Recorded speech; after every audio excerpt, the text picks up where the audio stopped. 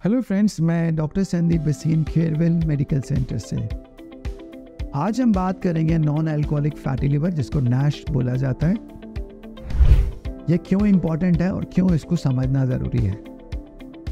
Fatty liver यानी non alcoholic fatty liver एक ऐसी बीमारी है, अगर हम इसको कंट्रोल ना करें तो ये बहुत सारी प्रॉब्लम्स क्रिएट कर सकती है हमारी लाइफ में। ऐसा माना जा रहा है कि इंडिया में 40% लोग, जो नॉर्मल पॉपुलेशन है, उसको फैटी लिवर है। यानी कि आप करीब मान लें कि 40% का मतलब आधे लोगों को, 100 में से 40 लोगों को फैटी लिवर है। That's a very big number. और ये नॉन अल्कोहलिक फैटी लिवर क्या प्रॉब्लम क्रिएट कर सकता है, इसको समझना ज़रूरी है। नॉन अल्कोहलिक फैटी लिवर का मतलब ये है कि धीरे धीरे चर्बी हमारे लिवर में इकट्ठी हो रही है।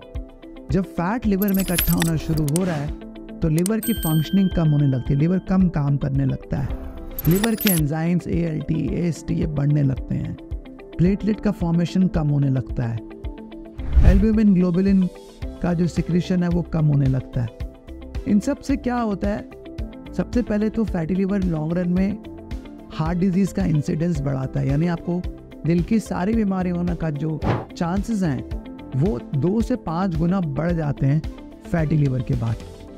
सिमिलरली फैटी लिवर होने के बाद आपके शरीर में किसी भी कैंसर होने का जो इंसिडेंस है वो 5 से 10 गुना बढ़ जाता है।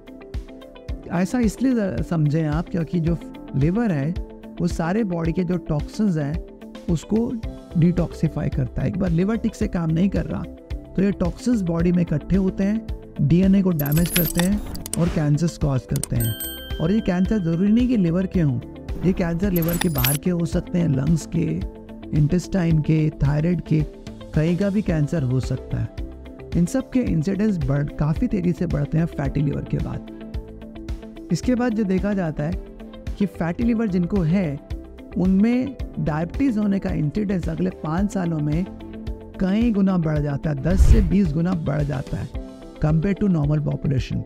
तो अगर आपको फैटी लिवर है तो आप ये समझ लें कि आपको सूनर और लेटर डायबिटीज़ होने के चांसेस हैं। So you are on a border line of being, you are pre diabetic और on a border line of being diabetic. इस बात को भी समझना ज़रूरी है। फैटी लिवर जो कि वेट के साथ, एक्सेस वेट के साथ जुड़ा हुआ है, तो इसके अंदर और बीमारियां जैसे कि स्लीप एपनिया, यानी कि रात को नींद ठीक से ना आना, खर्राटे आना, अगले दिन भर पूरी थकान रहना, एक्सेसिव फैटीग भी फैटी लिवर की एक निशानी है। तो आप दिन भर थके हुए रहते हैं, आपको लगता है कि आप काम नहीं कर पा रहे, आपका मन काम में नहीं लग रहा है, तो दिन भर एक थकावट की फीलिंग आना, ये भी फैटी लिवर के कारण होता है। और इन सब का एक ही रीज़न है, क्योंकि जब फैटी लिवर है तो जो हमारी एनर्जी मॉलिक्यूल्स हैं, न्यूट्रिएंट्स हैं, वो सेल तक ठीक से नहीं पहुंच पाते हैं। तो एक चीज़ और, अगर आपको फैटी लिवर है तो अगले करीब 5 से 10 सालों में चांसेस हैं कि आपका लिवर जो है वो लिवर फेलियर में जा सकता है। ऐसे नॉर्मल पॉपुलेशन में 20 से 30% चांस होता है कि फैटी लिवर जो है वो हमारा लिवर फेलियर में जाएगा और अल्टीमेटली सिरोसिस होगा और हमें लिवर ट्रांसप्लांट पे जाना पड़ सकता है। लेकिन अगर आप डायबिटिक पेशेंट है तो ये इंसिडेंस 2 से 5 गुना बढ़ जाता है।